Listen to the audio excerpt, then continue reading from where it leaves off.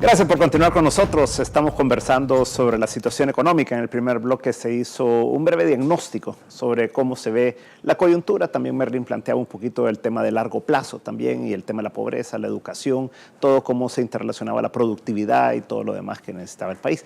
Pero decíamos, Merlin, que dejamos planteada una pregunta que se hacía Roberto y es el tema del Fondo Monetario Internacional. El FMLN nunca se ha caracterizado por tener una muy buena imagen del Fondo Monetario Internacional, sino que siempre lo ha criticado y todo. Y una de las cosas que es fundamental para generar confianza a largo plazo, diríamos, y durante una administración es como tener un plan de 5 años, digamos así como lo que fue negociado por el presidente Funes y su gobierno con el Fondo Monetario Internacional.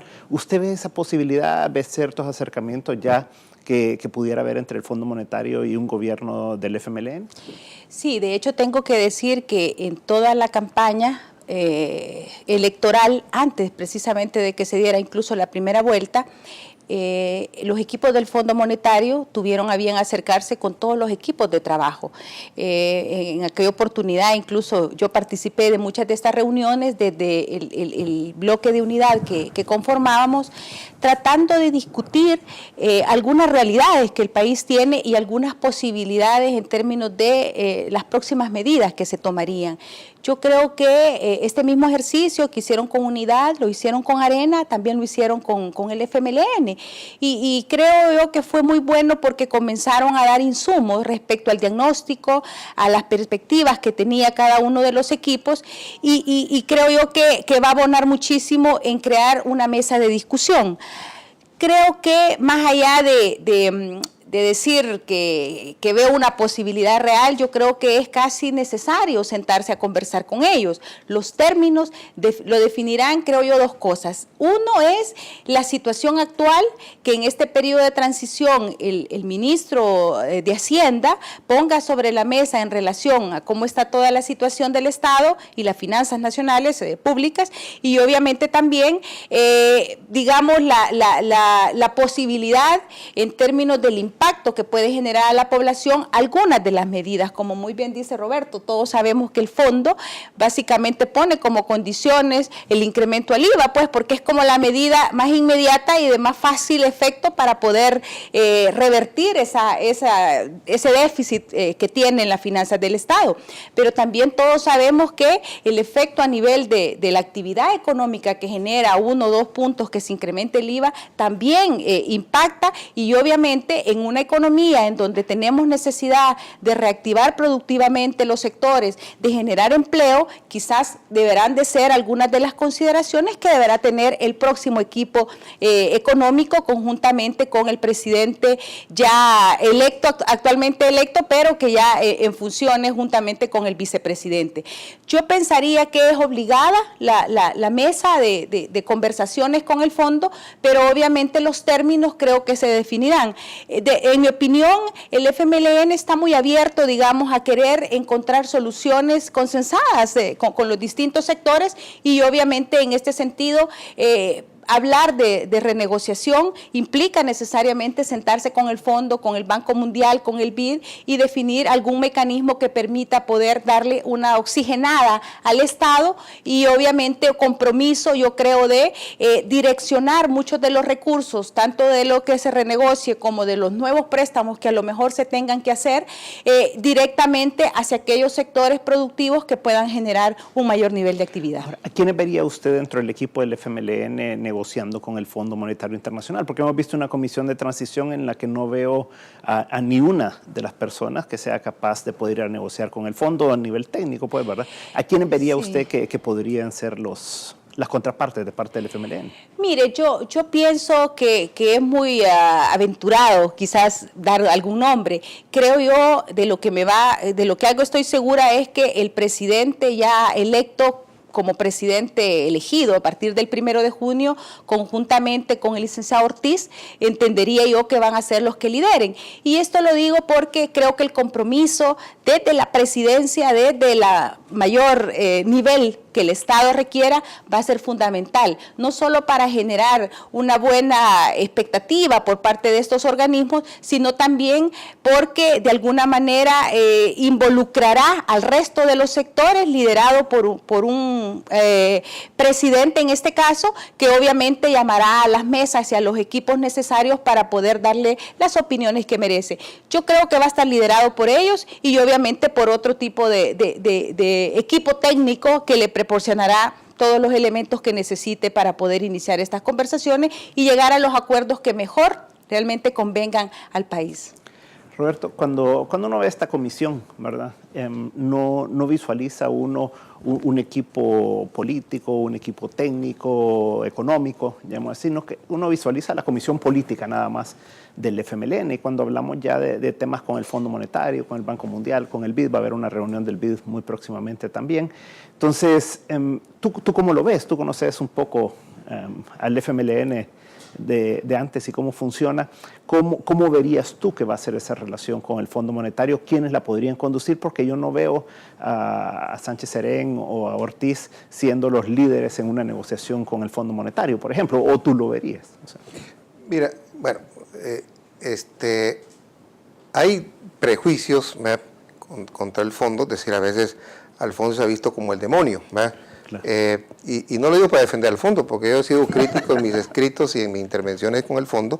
El fondo ha dado recetas, ¿verdad? Cuando fueron las crisis en Sudamérica, la receta del fondo, mire, bajen gasto. En un momento de recesión, pues lo que hizo fue profundizar la crisis. O sea, o en Asia. Ahora, el punto es que se tiene que entender, ¿verdad?, que el fondo, aunque lo veamos como demonio, pero juega un rol importante en términos de tu acceso a los mercados internacionales de crédito para comenzar. Entonces tú no puedes simplemente hablar con prejuicios, me explico, con el fondo, ¿verdad? Que la realidad ya de gobernarte tenga que llevar a sentarte, ok, pero ahí lo que tienes que hacer es poner a la gente que sabe, porque la negociación con el fondo va a requerir una discusión muy fuerte en términos técnicos, porque el país, o sea, llegar a acuerdos con el fondo, que te va a decir, mire, es que usted, el fondo es el guardián de los equilibrios macroeconómicos, eso es lo que pretende, y si usted hace esto, pues yo le doy estas garantías, le doy el stand-by, le doy llave para otros recursos. Ahora, si tú vienes y pones un mal equipo, que no entiendo, que va con prejuicios, pues no vas a llegar a muchos acuerdos. Yo creo que se puede negociar, por ejemplo, si tú le dices, mire, déjeme intentar otra cosa antes del IVA, yo le voy a bajar, me voy a comprometer con una cifra realista para reducir el déficit, cosa que no pudo hacer este gobierno, porque este gobierno en su plan quinquenal decía que iba a reducir el déficit del 1 punto y algo, y bueno, hemos terminado casi con el 4%, se comprometió que lo iba a bajar al 2.7 en el acuerdo con la Asamblea y no lo logró tampoco. O sea, tú puedes tener deseos de hacer las cosas, pero la realidad te va llevando a que estás con muchos años sin crecer. Y yo sí te quiero acotar algo, Merlin, es que los otros países tuvieron crisis también, los vecinos tuvieron crisis y salieron de la crisis. Nosotros todavía seguimos, no hemos superado. Entonces, esto es lo que nos tiene que llevar a reflexionar por qué El Salvador no lo ha podido hacer y por qué los otros sí. ¿Qué factores son? Porque si no, no vamos a tener buenas políticas, sino vamos a las causas de por qué tenemos, uno, los problemas estructurales que hemos tenido, que nos frenan el crecimiento, y los problemas coyunturales, los errores de este gobierno que se cometieron, que no permitieron, digamos, que la economía creciera y saliera de la crisis como los vecinos. Pero el punto es que en un periodo de bajo crecimiento como estamos, ¿no?, y que no se perfila ni siquiera para el próximo año, digamos, un crecimiento, aunque tú puedas desear crecer al 2 puntos y algo, hay un consenso en organismos internacionales que no va a ser fácil subir del 2%, a menos que suceda algo especial. No, negociar en esa condición es bien difícil, porque ¿cuál es el problema que tenemos? Es que tú, como no crece la economía, y tú no tienes ingresos suficientes propios, tú recurres a la deuda. La deuda te aumenta la presión del gasto, ¿no? Entonces tú estás resolviendo, digamos, los problemas endeudándote. que es típico de una familia cuando realmente su ingreso no le crece y quiere mantener o aumentar sus gastos, pues tiene que recurrir a la deuda. Entonces, en ese contexto que te va generando mayor presión fiscal, el endeudamiento, negociar con el fondo que te va a decir, mire, baje usted esto, o baje los ingresos, o sube los impuestos, y en periodo electoral, mire, la negociación va a ser muy complicada y difícil. Por eso se necesita las mejores cabezas técnicas para negociar. Definitivamente los que están en la foto no van a ser los adecuados para hacerlo. ¿A quiénes ves entonces? Porque tradicionalmente... Bueno, ahí que puede estar Merlin. Salvador Arias estaba en la foto, ¿verdad? Entonces, sí. Salvador Arias ha sido una persona tradicionalmente muy cerca del frente y sabemos su posición sobre la deuda, sobre la dolarización, sobre todos los demás temas. Jorge Sol ha sido una persona también tradicional. ¿A quién verías tú, Roberto? Por supuesto, esperemos que Merlin esté ahí, ¿verdad? Pero ¿a quién verías tú dentro del frente de confianza de ellos que pueda hacer esa negociación, pues?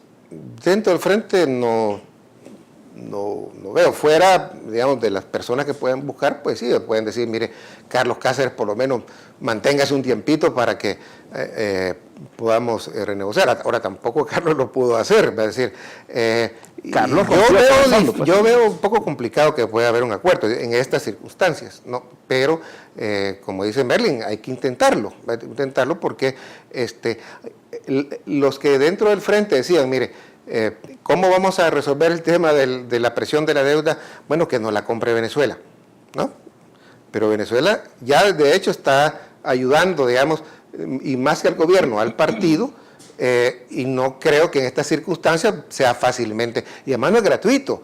No es que te la van a comprar y voy a decir muy fácil, no te va a cobrar. Pregúntale a los argentinos a cuánto le compraron la deuda a los venezolanos. Es negocio.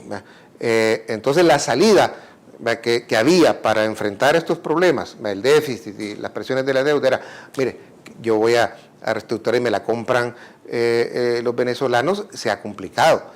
Entonces eso te hace que tengas que ir a las formas tradicionales de irlo resolviendo, y una es el fondo, y el fondo, pues uno no puede ceder, es decir, al fondo lo que quiera, o sea, uno tiene que velar por sus propios intereses, ¿verdad? Y no se puede dejar ir, mire, aumente el IVA, mire, déjeme ver que puede haber otras soluciones, ¿verdad? Porque el IVA, usted me mete en un lío político si voy a meter al IVA, y ustedes se van a negar a meter el IVA, o usted bájale los subsidios a la electricidad y póngale solamente para 100 kilovatios, entonces usted me quiere que pierda las elecciones.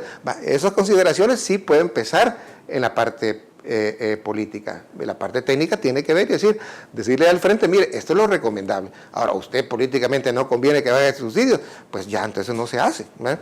Bueno, vamos a un corte comercial y a la vuelta Merlin le damos toda la oportunidad para que pueda ya contarnos cómo lo ve ella y quiénes podrían ser o qué se podría hacer. En un momento estamos de nuevo con 361 grados.